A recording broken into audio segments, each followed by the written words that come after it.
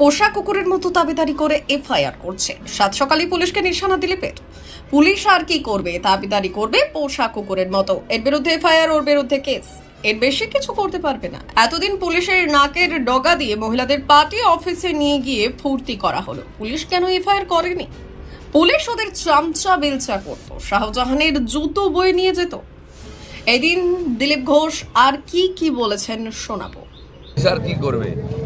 ওই দামেদারি করবে পোষা কুকুরের মতো। এর বিরুদ্ধে এফআইআর, ওর বিরুদ্ধে কেস। এর বেশি কিছু করতে পারে না। আজকে পুলিশের নাকের ডগায় দিনের পর দিন মেয়েদেরকে রাত্রেবেলা পার্টি অফিসে নিয়ে গিয়ে ফুর্তি করা হতো। পুলিশ কেন করেনি? পুলিশ তাদের চামচা বেলচা করতো, শাহজাহানের জুতো বয়ে নিয়ে যেত। দিলীপ ঘোষকে শেখাতে হবে না। আমি গেছি ওখানে, তার বুকে দাঁড়িয়ে বলে এসেছি আয় কত মায়ের দুধ খেয়েছি। আর কেউ ঢুকতে পারেনি। যেন কী চলতো আমরা জানতাম, সেটা এক্সপোজ হয়েছে। এদের দম নেই শাহজাহানরা তার চামচাদের গায়ে হাত দেয়। যেমন এখানে দুর্গাপুরে, বর্ধমানেতে এখনও কিছু দাগি আসামি, ক্রিমিনাল, তারা টিএমসির নেতা, তাদের মধ্যে ক্রিমিনাল কেস আছে, তারা জামিন নেয়নি, তাদের গায়ে পুলিশ হাত দেয় না। আর আমাদের রেলি আটকাতে আসে। ওরা বলছে পুরোটাই বিজেপির সাজানো ঘটনা, সেই জন্যই কিন্তু এই তারা সাজানো। সে তো সময় বলবে। দেখা যাচ্ছে না চুরি হয়নি, চাকরি চুরি হয়নি, মমতা ব্যানার্জিও বলছেন। আজ কোর্ট কি বলছে? সন্দেশখালীতে কিছু হয়নি বলেছিলেন। হাজার হাজার মহিলা আজকে দাঁড়িয়ে রাস্তায় জুতো চপ্পল নিয়ে তাড়া করছে। সেই দিনটা আসছে আর ব্যাপক হবে, সারা জায়গায় ছড়িয়ে যাবে। তখনও মেদিনীপুরে প্রাথমিক স্টেজে ছিল সংগঠন। আমি লড়াই করেছিলাম, গ্রামেগঞ্জে গেছিলাম, লোকের কাছে ভোট চেয়েছিলাম। আর তখন রাজ্য সভাপতি থাকাকালীন সারা রাজ্যে প্রচার করে আমার এলাকায় মাত্র 20 দিন প্রচার করেছিলাম। মেদিনীপুরে জিতেছিলাম প্রায় 90,000 ভোটে। এবারে 1.5 মাস সময় পেয়েছি। জেতা সিট মার্জিনটা বাড়াতে হবে। আমারও এলাকা কিছু নতুন নয়।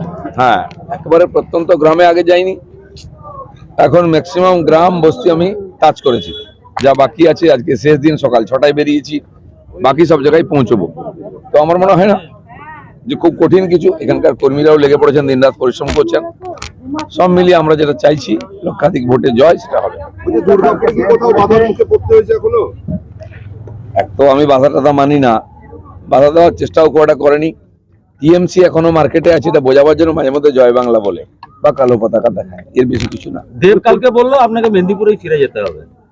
হ্যাঁ, আমি তো মেদিনীপুরে যাবোই, কারণ মেদিনীপুরের ছেলে আমি। কিন্তু ও কোথায় যাবে এটা ঠিক করুক।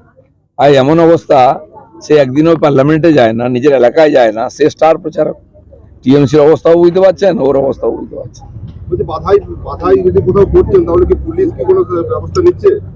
পুলিশের নিয়ে আমরা ভাবি না। পুলিশের সহযোগিতা চাই না, বিরোধিতাও চাই না।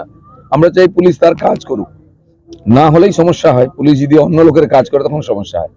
ভারতীয় জনতা পার্টির এই শক্তি আছে, সংগঠন আছে, এমন লোক আছে, কার্যকর্তারা, তারা ভোট করিয়ে নিতে পারে। আর সে সিধা হোক আর টেढ़ा হোক, সেটা আপনারা দেখতে পাবেন 13 তারিখ। গতকাল অভিষেক আসানসোলে বলে যে ইডি সিবিআই কে দিয়ে বিজেপি তোমাকে চাইছে, কিন্তু আমি বিশুদ্ধ লোহা বলছি। লোহা তো জং ধরেই গেছে আগে। এতবার সিবিআই চা খেলে আর ঠিক থাকে? কেন বাকিরা খায় না, উনি কেন খান? পরিবার কেন ডাক পড়ে? বাকি দেশে কি আর রাজনীতিবিদ কেউ নেই? অন্য কোনো পরিবার নেই? তো সেই জন্য বড় কথা বলার কিছু নেই। মানুষ জবাব দেবে, অপেক্ষা করুন। ব্যুরো রিপোর্ট, উত্তরের প্রহরী।